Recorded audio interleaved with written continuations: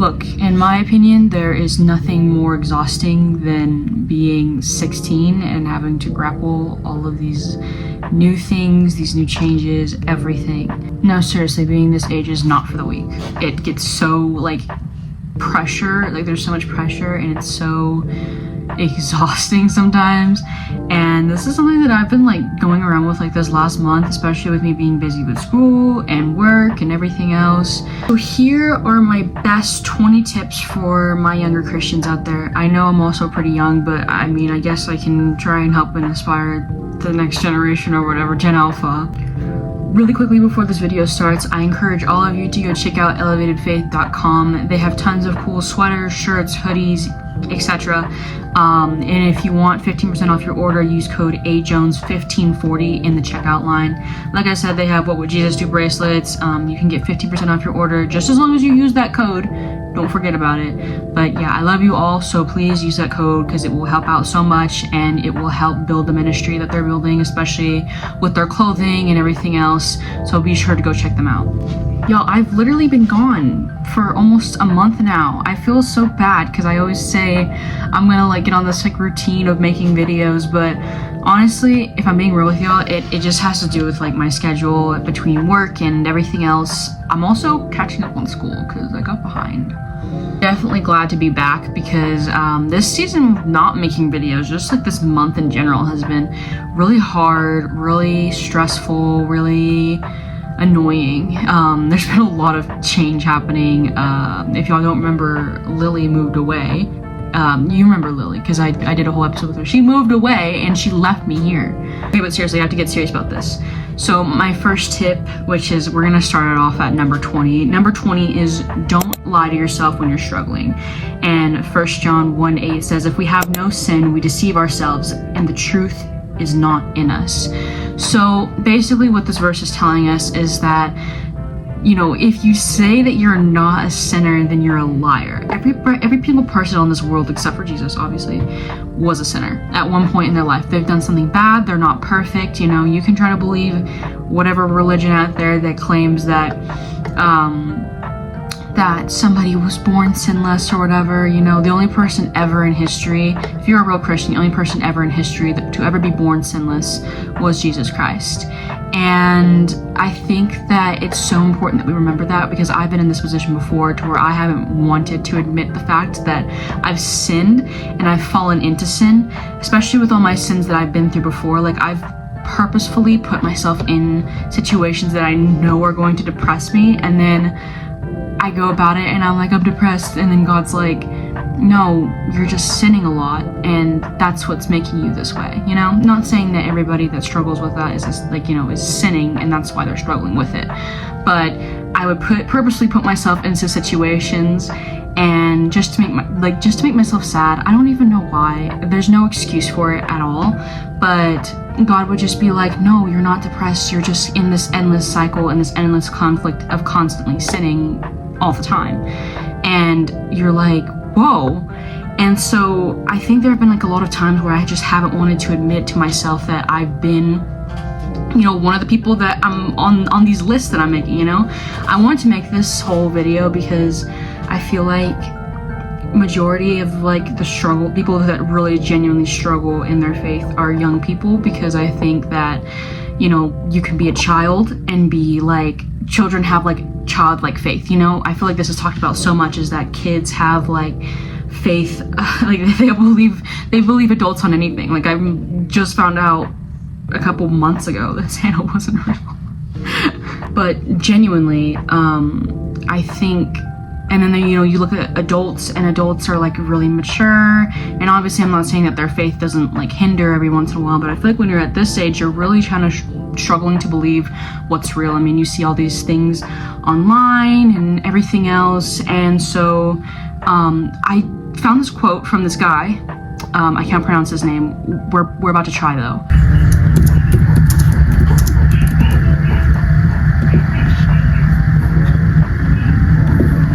Fyodor Dostoevsky. Fyodor Dostoevsky. Fyodor Dostoevsky.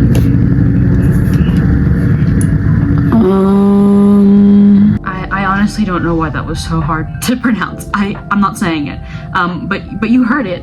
And so basically this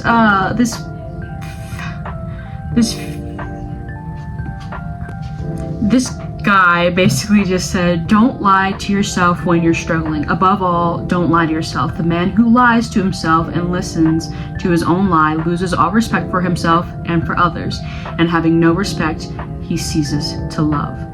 And so I think what this quote means is basically what he just said. I think this is basically like the first topic that we're talking about, obviously, and when you lie to yourself, I'm fine, I'm not struggling, I'm not addicted, then you just kind of make the circumstances way worse for yourself. You make it easier for yourself to fall into sin, and you're basically opening doors, as in like, I'm fine, like I don't have to stop watching porn, or I'm fine, I don't have to stop drinking, or I'm fine, I don't have to stop gossiping. You know, all of these things that you want to like claim, you're like, it's fine, like nobody's gonna know, it's okay, you know, whatever. Okay, fine, nobody might know, but the king of the universe will. And I kind of don't understand how people do that. I used to be one of those people who was like, it's fine, like I don't have to stop doing this and this and this, just as long as nobody knows about it. Or I'm fine, I'm not actually struggling with it, I'm not actually addicted to it, or whatever, you know? And I think that's like a conscious lie that we tell ourselves, and we tell other people to make ourselves feel better and to cover up our sins because we're secretly ashamed of them. So my best advice is that if you're actually like struggling with something, tell someone that you love. Tell your mom, tell your dad, tell your girlfriend, tell your boyfriend, tell your husband or your wife. Speaking of that, this brings me to my next point. Ask yourself, this is point number 19, ask yourself, are you really loving someone or are you lusting for them? And the verse I have written down for this one is 1 Corinthians 13:4. Love is patient and kind. Love does not envy or boast, and it is not arrogant. So basically, essentially what I'm saying about this is that I know a lot of people who are like, I need a boyfriend. I don't really have like the male alternative for it because I don't have a lot of guy friends. But there are so many people out there that are like, I need a boyfriend, or they say they like, I don't even know how to put it, but some of them are like Christians and they'll be like flirting, like flat out flirting, you know? I mean, there's nothing wrong with like flirting, but if you're doing it to multiple people and you're just not honoring God through it, you know? If you're not doing the Christian flirting, I don't even know if that's a thing. I should Google that later. But if you're just not honoring God through what you're doing, and also if you're telling yourself that you need someone, you need a boyfriend, you need a girlfriend, you know, do you really need it? Do you really need a boyfriend? Do you really need a girlfriend? Or do you want a boyfriend and a girlfriend? I feel like so many people see like these things online, and they're like, they see these couples online and they're like, I need to put up like in a video of like, there's like this biker I saw the other day, and he was like, because he saw like a funny like a couple's Instagram. But some people will genuinely just want boyfriends and girlfriends for looks, you know? And also, to my point, do you really love someone or are you lusting after them? And I think that the way that we lust after people is especially through social media, through YouTube, through TikTok, through Instagram, through Snapchat, whatever. Like you'll see a person, you'll see a man or a woman or a boy or girl, and you'll lust after them and you're like, oh my gosh, I love them. Or you'll see somebody who you have a crush on in real life, you know? And then you're just like, wow, like they're so hot or they're so cute or whatever, and you'll be like, I'm meant for them. I'm gonna marry them. I love them. No, you don't. You love what you want from them. You love what you think you're gonna get from them. And honestly, it's not healthy. And speaking of, you know, these things from social media and stuff like that, I'll get into that point in just a minute. But the best way to kind of overcome this, and this is from talking from personal experience, is to turn Instagram off. And if you see something that you know isn't healthy, that you know isn't right, press not interested and just, it'll go away. It'll go away. I understand that social media the algorithm always doesn't work properly. I do understand that, but like, In my best experience, I've just learned to just press on it, press not interested, and it'll come off your screen and you don't have to put up with it anymore. Or just scroll past it and just act like you didn't just see that. Just scroll past it. That's just basically what I do. And try to like lighten up your feed a little bit. If your feed isn't that good, and if it's filled with some unholy things or messed up stuff, or even just like creepy stuff, like not even like lustful stuff, but like creepy stuff, and I'm gonna get into this point in a second, just press not interested and just put the phone down, maybe take a break for a little bit, and that's just talking from personal experience. That's just my own advice for that. But this brings me to my next point. This point is so like, it's just so heavy for me because I understand this, and this is point number 18. Don't entertain or watch bad things. I've had so many experiences with watching. I have an addiction to like serial killer podcasts. I like to listen to them. I still do listen to them, but there was a specific show on Netflix. It was called Monsters. It was about the Eric and Lyle Menendez story, if you don't know, and it was something.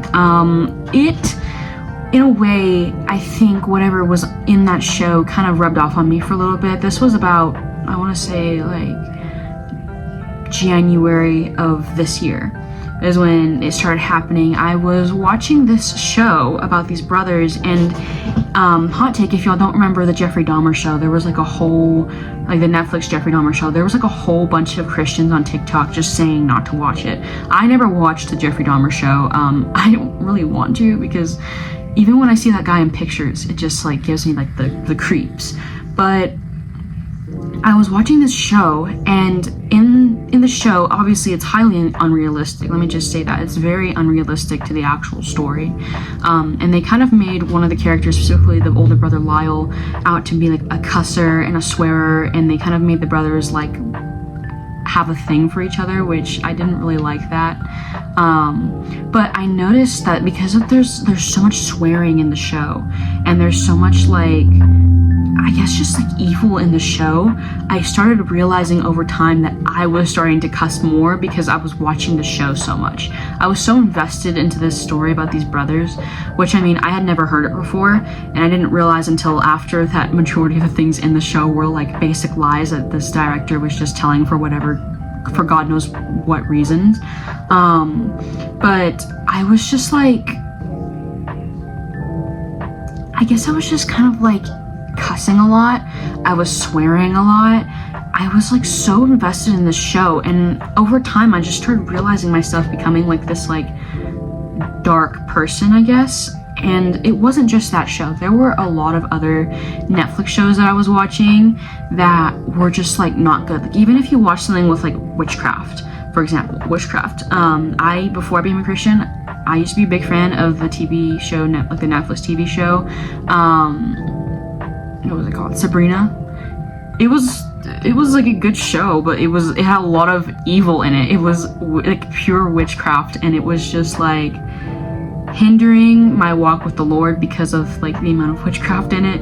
And it was coming into my house, and it was like creeping in, because if y'all don't know, things can come in through what you watch. If you watch porn, you're gonna start to realize that you're over sexualizing things. If you watch witchcraft, you're gonna start believing in these spirits, and you're gonna start entertaining them in your home.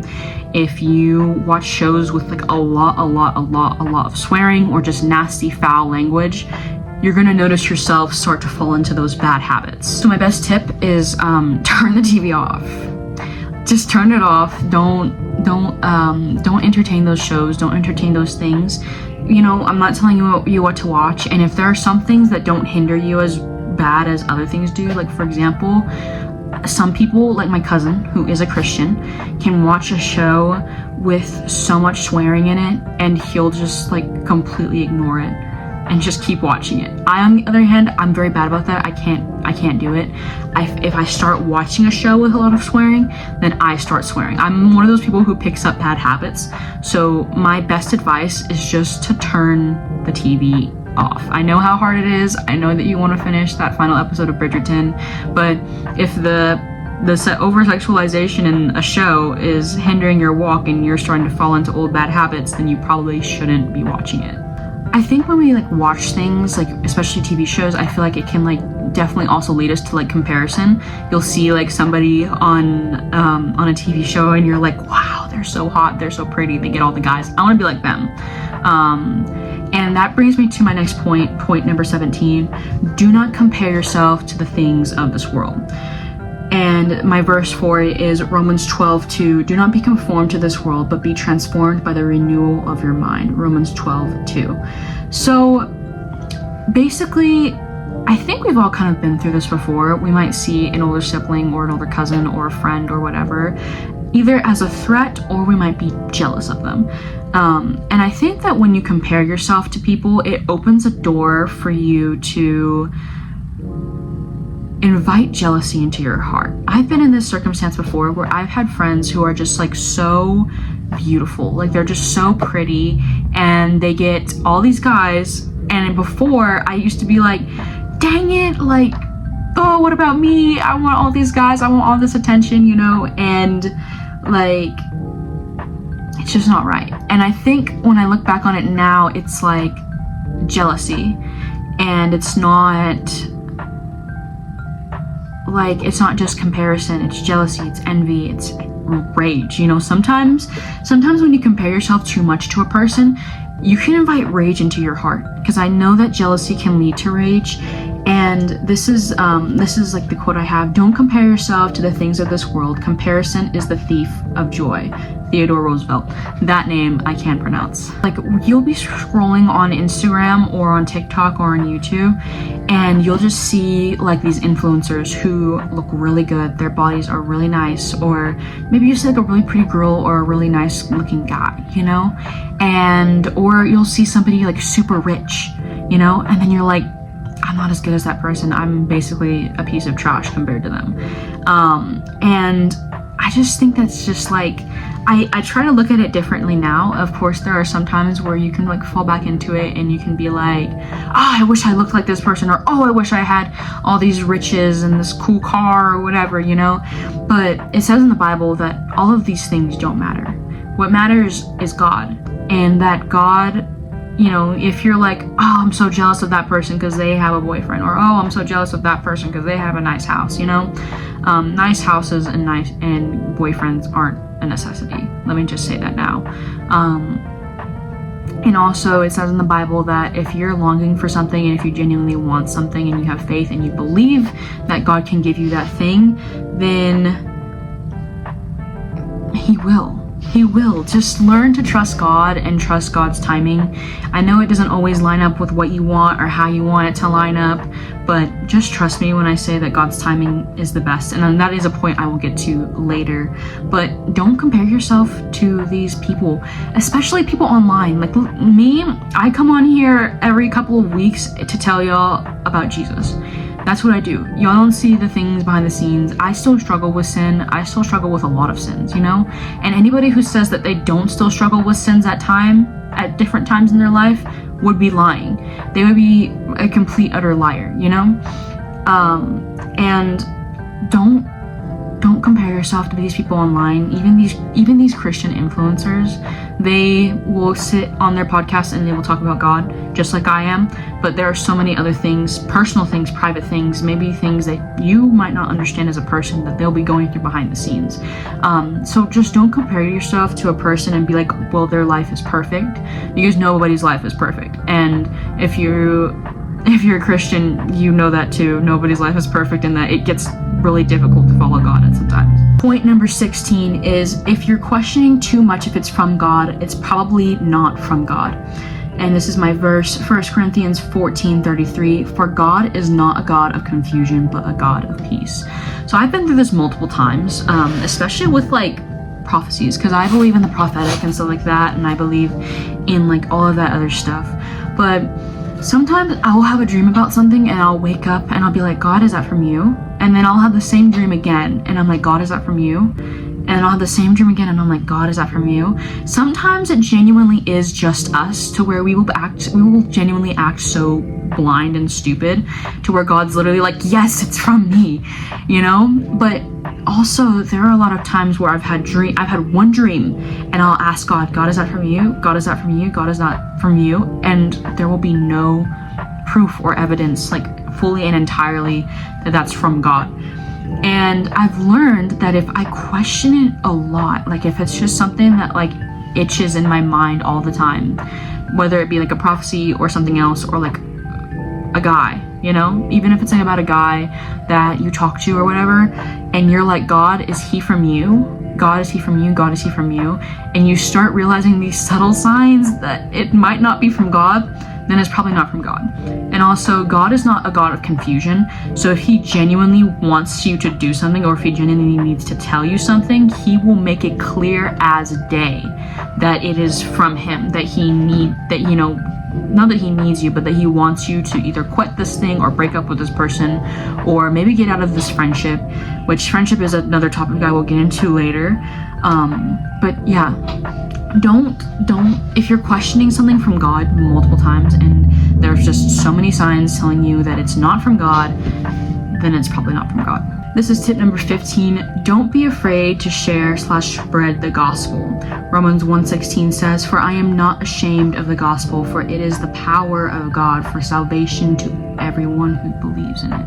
So I think as young people, there's so much like judgment. I'm gonna flat out say it. There's a lot of judgment in this world, and I feel like as people in general, a lot of us have a fear of being judged by people. And there was a lot of times in the store where I will watch somebody, like God will tell me, go tell this person about Jesus, go invite them to church or whatever. And there's been a lot of times where like that will happen, and then I just don't do it. Like I freeze up or whatever, and I see that person walk out of the store, and I'm like, that might never be a chance that they'll get again, because I decided to hold back, you know? I look at every single person that I see that I don't know, and I'm like, I wonder and I hope that they know Jesus. Or maybe I should invite them to church, or maybe I should just tell them, hey, just wanted to tell you that Jesus loves you, and you know, come to whatever church, you know? I'm not gonna say that. I'm not gonna say that online. But like I think it's super special to me when I get the chance to minister to another person. I think because that's how I came to Jesus, was because I was ministered to by another person, and somebody was like, hey, do you know Jesus? You know, even if my person that came up and told me about Jesus was actually a friend, and I will be forever grateful for that friend. But there's like all these like I guess I saw this like reel the other day. It was on Instagram. Yes, I know I told y'all to like be very careful with social media. I promise I'm not on there all day. But it was like imagine you get to heaven and somebody runs up to you and they're like, thank you for sharing the gospel with me. That feeling of warmth when you see someone that you once ministered to in a Walmart aisle or whatever, that you once ministered to in a Walmart aisle or whatever, and they're at church and they're making friends and they have community around them, you know? I think there's nothing more beautiful than that to me, and I think that it's so like just heartwarming to see, especially somebody who's come a long way, especially myself. Like I'll look back at myself a couple years ago and I'm like, gosh, if nobody told me about God, I probably wouldn't be here right now. I probably would not be within this community that I love so much, and I'm so grateful for that. And just like a heads up, don't be afraid to share the gospel, because Jesus wasn't afraid to share parts of himself with you. Jesus wasn't afraid to die on that cross for you because he loved you so much. So I think it's so important to tell people about God, because I think Jesus deserves the recognition for literally getting nailed to a wooden cross. This is one of my shorter points. This is point number 14. Ask yourself, do you really need a boyfriend or do you want one? I know I kind of went over this in like one of my points before this. Jeremiah 17:9 says, the heart is deceitful above all things and desperately sick. Who can understand it? Now, I kind of already went over this a little bit, but I'll kind of tackle it just on the specific part.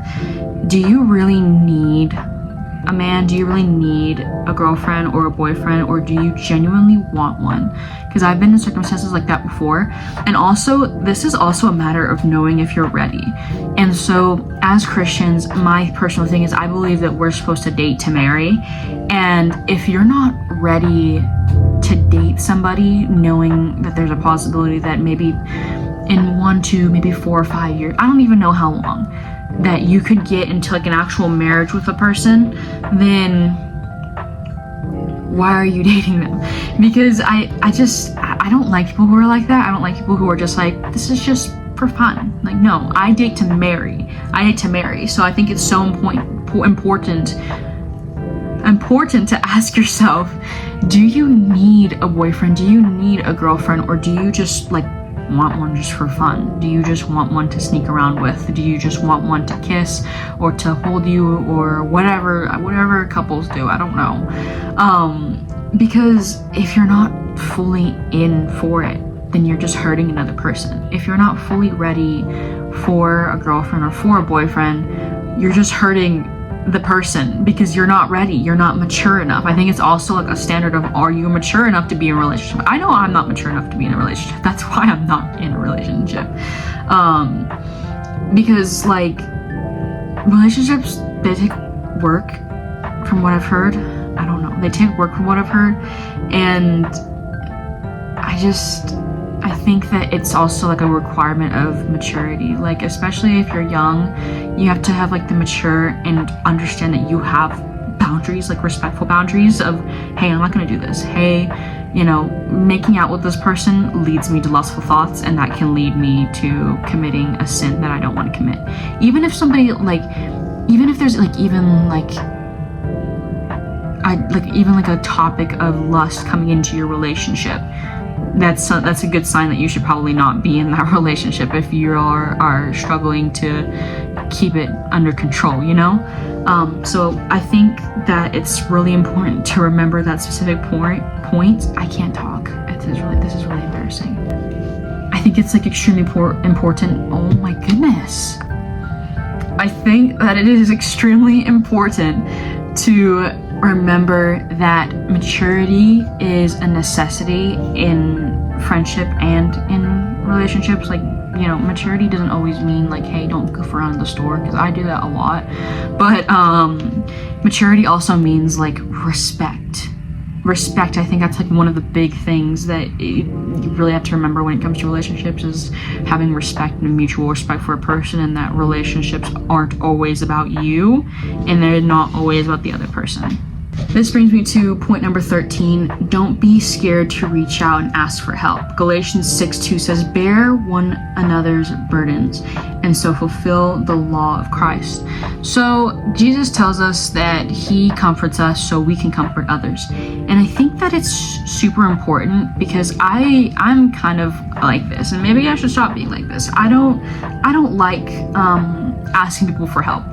I have a very big issue with that. I think for me it's more of a pride thing, and if you don't reach out and ask for help, then you're only destroying yourself more, because there's genuinely things that you're gonna need help with and that you're genuinely going to need a friend through. You know, if you lose someone, my best recommendation is not to coop yourself up in your room. Go out and talk to a friend.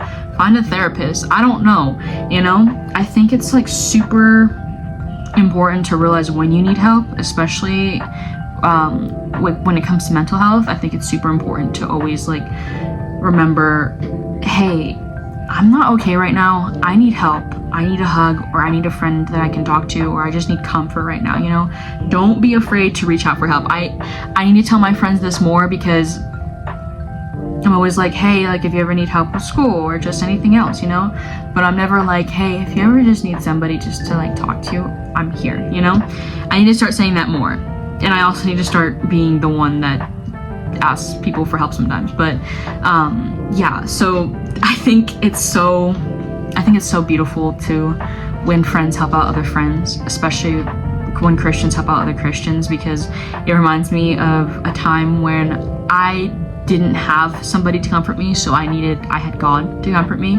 And now I think it's so amazing when I can just be like, if you always need a friend, I'm here. But if you need a good friend, like a great friend that will always 100% never fail you, always be there for you, it's God. Chat, I have allergies. I've been sick these last few days. Please pray for my mom. She's also sick. I've had really bad allergies these last few days. I've been smelling metal. I don't know what that means, but I've been smelling metal. So please pray that the smell of metal will go away. This brings me to point number 12. Trust in God and he will provide for you. Philippians 4:19 says, and my God will supply every need of yours according to his riches in glory in Jesus Christ. So I recently tackled this, literally just a couple minutes ago. Trust in God. I know that sounds so just like stupid, just saying it just like flat out, because you're probably like, yeah, Audrey, I know that, I'm not stupid.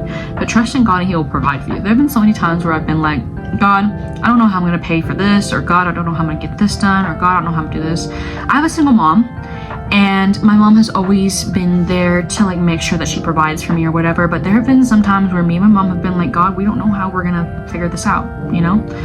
And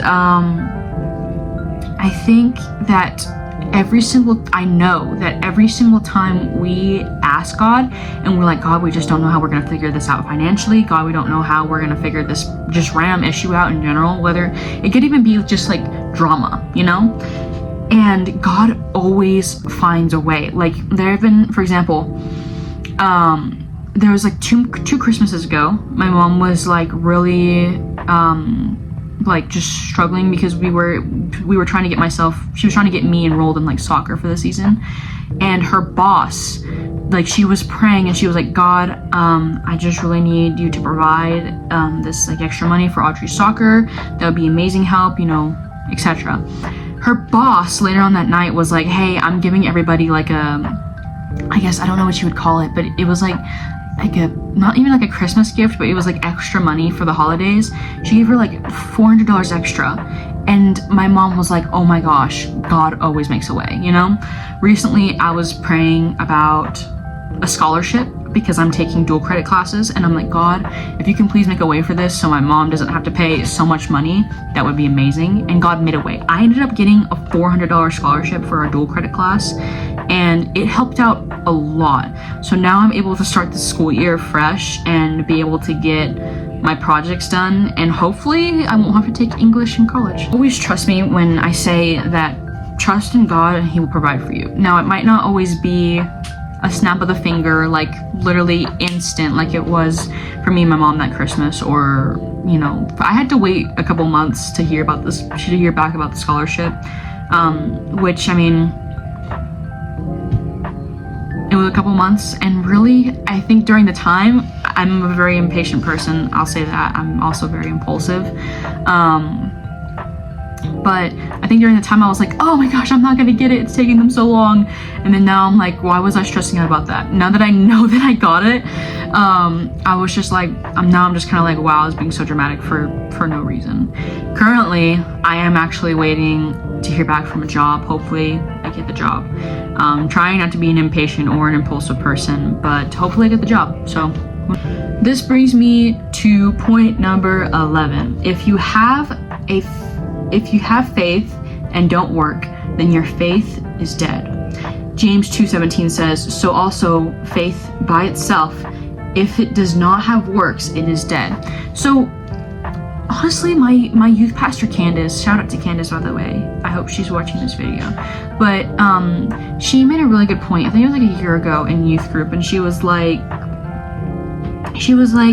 if a prophet comes up to you and they're like, you're gonna be a great athlete and God's gonna do so many things for you, but you sit on your couch and you just eat potato chips and you don't do anything. Like, there have been a lot of people who will get so upset because they're like, oh, the prophet told me this and this hasn't happened yet, you know? The prophet could be like, oh, you're gonna buy a nice house and you're gonna get a promotion or whatever, and then you don't save up money and then you just go out and spend it at the bars or whatever you choose to do with your money. but you also don't work for the promotion, if you know what I mean. Like, you can't have faith for something. You can't have faith. You're like, you can't have faith and be like, I'm gonna get a high paying job, but you don't turn in an application. I think that's what that kind of means. And let me just tell you, I looked really stupid doing a lot of the things that I did, especially when I would be like, God, move right now. Please, God, I'm asking you to please just move in my life. But God's like, are you gonna move with me? Because you can't just like stand there and then watch God move in your life without moving yourself, you know? So always remember that if you hear something from God and God wants you to go a certain place, or God is directing you in a certain direction, move yourself, you know, take that first step. If you are trying to be a A-list celebrity, put videos out there, or put in, I don't know what actors do, put in like an audition or whatever. If you are trying to get promoted at your job, put in the extra hours. If you're trying to make extra money, turn in the job application. If you're trying to be a great successful athlete, train harder. You know, I know he could, but like I highly doubt that God will just like randomly give you the strength of 1,000 men like he did Samson, but I know he could. So tip number 10, this one is so special to me. Be a good friend like Jonathan. 1 Samuel 18:1. The soul of Jonathan was knit to the soul of David, and Jonathan loved him as his own soul. So if you don't know the story of Jonathan and David, go check out 1 Samuel. It's a really good story. Jonathan and David were besties. They were bros, and their friendship is very like substantial in the Bible. I think that it's a friendship that I desire genuinely. I genuinely desire to find a friend like Jonathan. And I think there was a lot of times where I would ask God and I'd be like, God, bring me a friend like Jonathan, and nothing. But then over time, God started speaking to me, and he's like, okay, I will bring you a friend like Jonathan, but will you be a friend? But will you be the friend like Jonathan, you know? You have to, in order to be what you want, like in order to have what you want, sometimes you have to be that, you know? And I honestly, these days, I'm trying to get better about being more like Jonathan and being more like, I guess, being a better friend. And because Jonathan was a great friend. I think we all need friends like him at some point in our lives. But he was so kind and he was so gentle to David. He even like betrayed his own father for David, you know? And it's not even, he just betrayed his own father for David. And I think that's so beautiful when you don't let anything come in between your friendships. I think that's like the number one friendship killer, is letting things come into your friendship that neither of you want or that neither of you need, you know? I think friendship is also built off of like respect for each other, and respect in like knowing when to like be like, hey, you're wrong about this, you know? One of my biggest regrets in some of my friendships is not being like, hey, this isn't right, you know? Or hey, like, you're kind of wrong for doing that, you know? So I think it's like so important for us to be like Jonathan if we expect to find friends like Jonathan.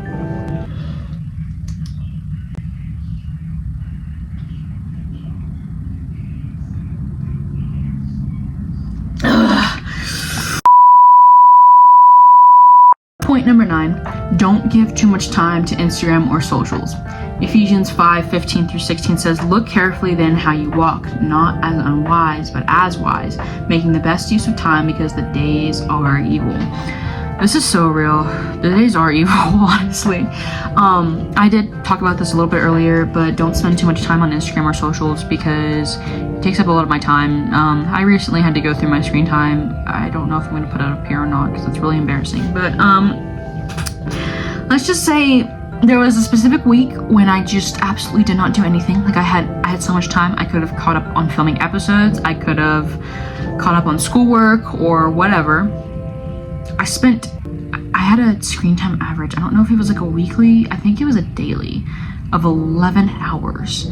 I'll have to go back and find it. I think I screenshotted it. screenshot and sent it to like my mom, but I had a screen time of 11 hours. And when I saw that, I was like, I have an addiction. I definitely have an addiction to my phone. It's not healthy. And I will personally admit that on camera, but don't give too much time to Instagram or socials, because there are so many other things that you could do. Sometimes God will tell me, read your Bible, but I'll be on Instagram and I'll be like, I will in 5 minutes. And then the day's over and I'm getting ready for bed. And I'm like, didn't read my Bible.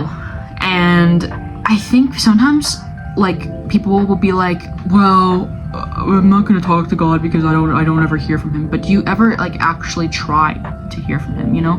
Or are you too busy on Instagram or YouTube or Snapchat or TikTok or whatever, you know? I feel like those things, they take up so much time. They take up 11 hours of your time. So definitely just don't spend so much time on social. Sorry, my mom's texting me and my head turned sideways and I'll read it. This one brings me to point number 8. I can literally talk about this all day long because this was like something that hindered me for a while. Like this is like you know how like you have a testimony and then you have like that one main thing in the middle? That was this. This is like my main thing. This brings me to point number 8. If you don't like being gossiped about, don't gossip about other people. Ephesians 4:29 says, let no corrupting talk come out of your mouth, but only such as is good for building up. Sorry, I feel like people in like the Psalms and the Proverbs and like just people generally in the Bible, the way that they phrase words, there's so many like little tiny words put together that I stutter to read them. But if you don't like being gossiped about, don't gossip about other people. I think there's not a trait that I don't think is like more just like messed up than this one. I have been gossiped about. I have also gossiped about other people, and I think it's such an ugly like trait to have, to feel so insecure about yourself that you had to talk about other people. I think that's why we gossip about other people, is because it's genuinely not there's no hurt or no pain in it. No, I know for a fact that if you like gossiping about other people, if you like talking bad about them behind your back, you have an insecurity issue. And I'm gonna say that flat out, and that's even me telling that to myself, you know, to my past self, because I've been in a position where I've constantly gossiped about other people. I think it was like 2 years back, where I would just be like, you know, and gossiping with my friends, thinking that it was okay while being rude, just flat out rude, you know. And I had an insecurity issue. If there are always specific people that if they consume so much of your talking time, then you probably have like an obsession with them. If you have an issue like just being rude or just making up stuff about other people, you have an insecurity issue. It's the truth. If you have issues with talking smack or talking crap on other people, you have an insecurity issue. I'm gonna say that flat out now, and I will repeat myself, and I will never change this. If you like gossiping, if you like to talk bad about other people behind their back when they're not there to defend themselves, then you have an insecurity issue, and that's on you, and that's your insecurity, and you need to stop that, because you're hurting another person because you don't like a factor of yourself. And for anybody who's going through that, I pray for you, I love you, but you gotta get through that and you gotta change that. And I think the best way of kind of like getting out of that cycle, for me especially, was I had to learn what it felt like to be gossiped about. I went through like a whole season of that, and it was not nice. It didn't feel nice. It didn't feel nice having people talk about me behind my back. So that's just the truth. If you gossip about people, you have an insecurity issue. And my answer on that will never change. Oh gosh, another quote from someone that I can't pronounce their name.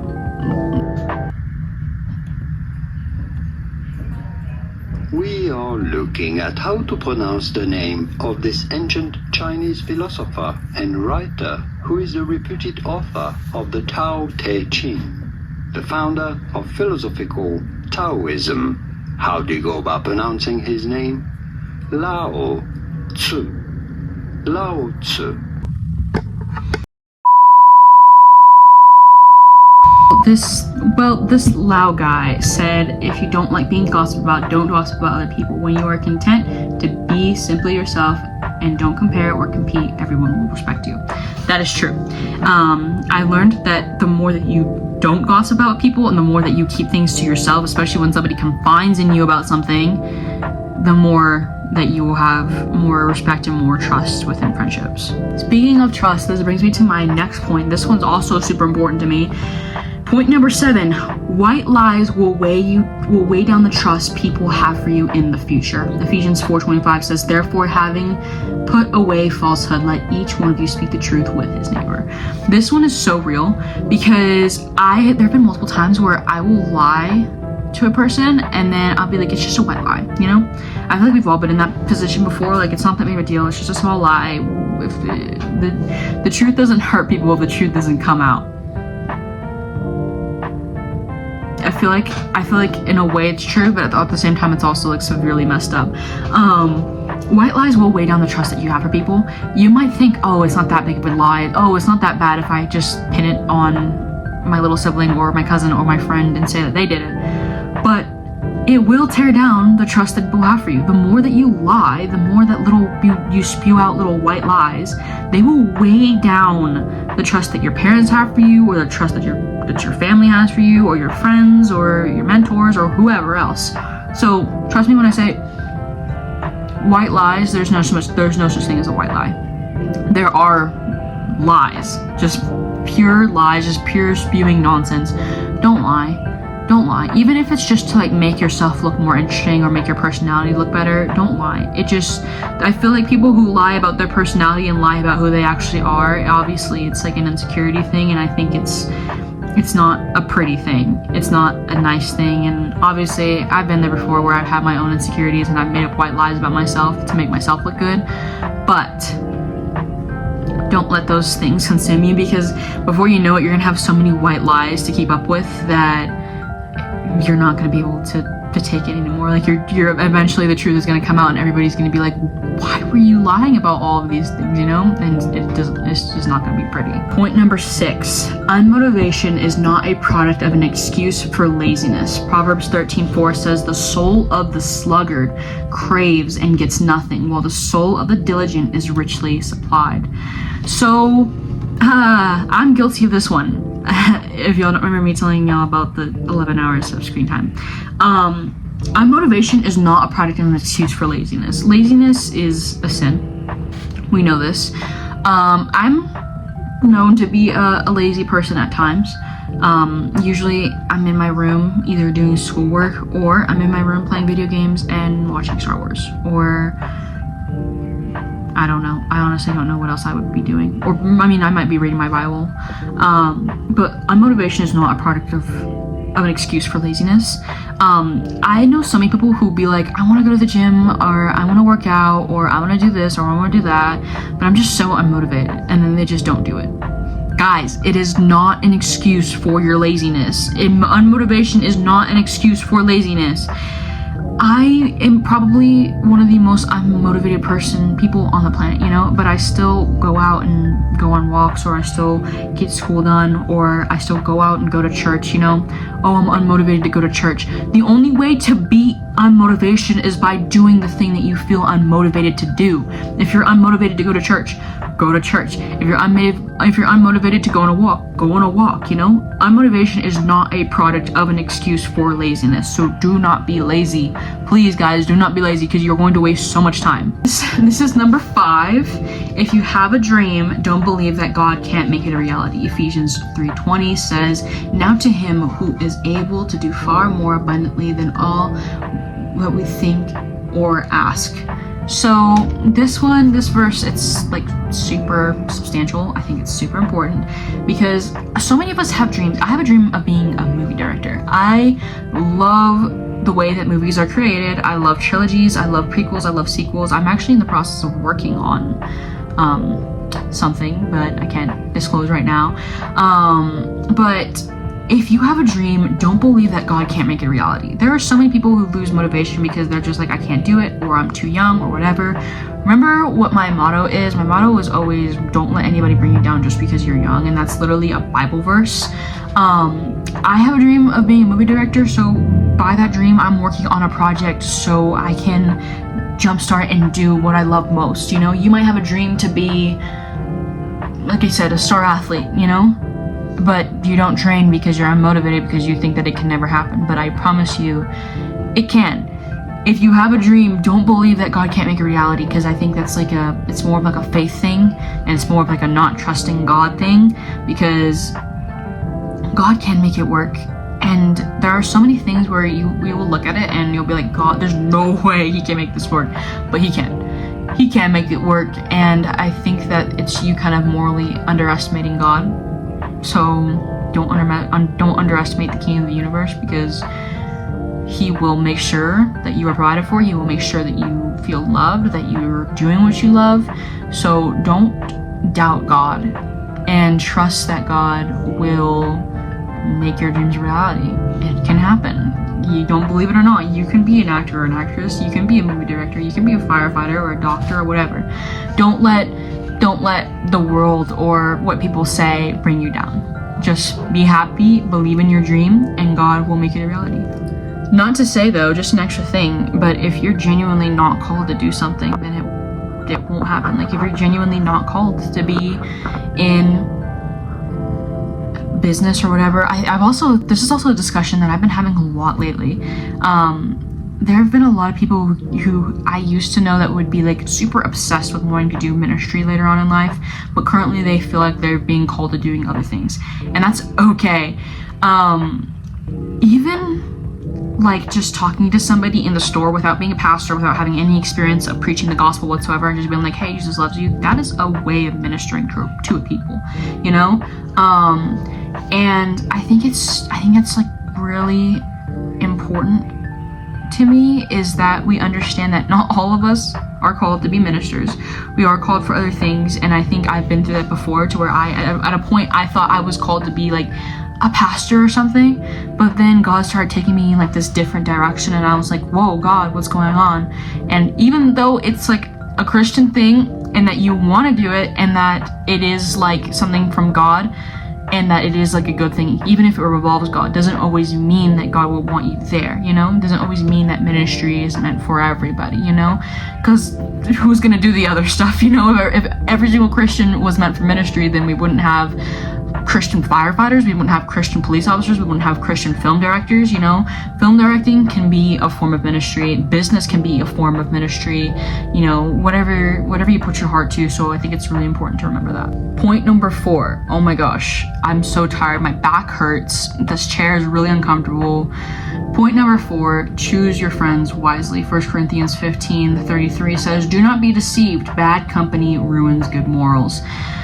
This is so important to me because I've been through this. I can't even tell you how many times I've been through this, but I will make a friend, and I have like a weird habit of when I hang around a person too much, I begin to inherit their traits. And I think that the quote, you are who you hang around with, is so like true. Because if I hang around somebody who doesn't believe in God, or who kind of like mocks God, or like in a sense like they swear a lot, or they have like nasty language or like foul language or whatever, if you know what I mean, like dirty jokes and stuff like that, just messed up stuff, then I will start to like, that spirit will start to attach on me, and I'll start cussing, and I'll start using foul language, or I'll start making dirty jokes, or you know, stuff like that. It's funny every once in a while, but when it consumes your every being, when it consumes your mind and your space and what comes out of your mouth, that's wrong. And that's when you should start being like, am I hanging out with the right person or what? Because I think that when you're hanging out with people and you're like me, and you just see every single one of your people, every single one of your friends as just like the most beautiful, most gorgeous, precious creature on the planet, and you look up to them and you're just like, wow, like I also have a habit of just like thinking that my friends are just like golden angels or whatever. When you just kind of like look up at a person and you're just like, wow, I want to be like them, you know? you need to make sure that they have good morals first. Before you pick a mentor, make sure that they have good morals. I think that's basic knowledge, honestly. Don't hang around people who make bad choices, and just try to do your best. And if you know you shouldn't be hanging out with those people, then minister to them. And if they don't want to listen, then take yourself out and remove yourself from that situation. Here is point number 3. Pray and read your Bible daily. Psalm 119, verse 105. Oh my gosh, that's a big psalm. Your word is a lamp to my feet and a light to my path. So this one is obviously really important. I've also learned recently that the longer that you go without praying and reading your Bible, the more that you kind of subject yourself into falling into sin. I've learned that I have a requirement of reading my Bible daily to kind of keep up with what I'm doing, if that makes sense. I have to keep up with my Bible daily, or else I will fall like substantially. And I feel like in a sense that's a good thing, but at the same time I don't know if it's a good thing. I read my Bible daily just because sometimes I will have a hard day at work or wherever I might be, maybe at church, I don't know. And I come home and I'm like, that was like exhausting. And then I come home and I'm angry. And then I come home and I'm like, well, this person made me really upset with what they said. Then I come home and I'm like, well, I didn't like how things were today at work or whatever, wherever I might be, you know? And then I just kind of like let it sink in, and then I get really mad, and then I get rageful, and that's why I need to read my Bible. If I don't read a proverb for the day, I just feel like I walk out of my home unprepared. And I feel like it's a necessity for me, and sometimes you genuinely just need to read your Bible and pray before you start your day, because it helps a lot. Point number 2, serve others how you would like to be served. Matthew 7:12. So whatever you wish that others would do to you, do also unto them. Now Jesus said this, serve unto others how you would like to be served, do unto others as you would have them do unto you. This kind of goes for just about everything that I explained when it came to friendship or gossip or whatever. If you don't want to be gossiped about, then don't gossip about other people. If you don't want your secrets to be told, don't tell secrets about other people. But also, if you would like to be treated kindly, and if you would like a friend that would comfort you, be that friend. Just like I said about the whole Jonathan thing. If you want a friend like Jonathan, be like Jonathan, you know? Don't treat others poorly, because then you're not gonna like it when others treat you poorly, you know? And I think that's really important to remember, is to serve others how you'd like to be served. And sometimes I know it's hard, especially when you have to like serve a person that you really don't like. I understand that. But also, I've learned that when people are mean, it usually just means that they don't feel love. Because I think feeling unloved is also a product of insecurity, and that's the way I look at people who I think dislike me, or I think are mean, or I think, you know, are just unkind. And I'm just like, oh wow, don't hate that person, but they just need to feel loved, you know? So even if it's a person you don't like, be kind, serve them, you know, maybe they'll change from their ways, who knows? This brings me to my final tip number 1, be yourself. Psalm 139 verse 14 says, I praise you for I am fearfully and wonderfully made. And Oscar Wilde said, be yourself, everyone else is already taken. This is so true, because sometimes we as people compare ourselves, or we want to be like so-and-so, or we want to be like whoever so bad that we lose ourselves in the process. If y'all don't know, I think I've said it in a couple of videos, about a year ago I had like a crazy identity crisis, like about a year and a half ago, and it was not it.